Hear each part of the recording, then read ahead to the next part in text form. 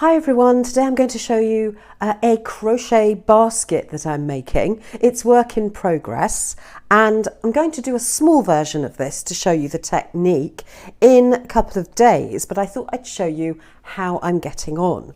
So I'm using Billy Bag cord. This is 5mm cord, so it's a thick macrame cord made in the UK, but I think they ship all over the world. I'll link to their website in the description. And I've done this in the usual way by doing single crochet rounds, starting with a magic ring. So you can see here I started off and I'm gradually increasing in a spiral, and the instructions will show you how to do this. Now this pink piece of wool is instead of a stitch marker. I had a piece of wool handy. I use it to mark the beginning and therefore the end of my round. And I've simply done increasing rounds 1, 2, 3, 4, 5, 6, 7, 8.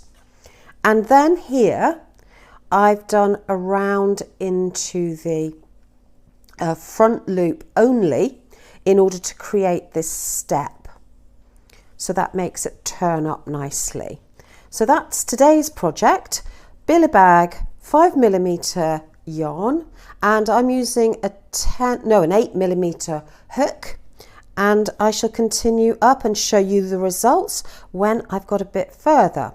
Now the thing to remember is this is hard on the hands. So do a little bit at a time, because otherwise you'll find that your hands ache. Let me just show you how tricky it is on your hands. So we're just going to go into the loop, yarn over and yarn pull through. And every time you pull through, you've got to make sure that your tension is the same and that one stitch looks like another.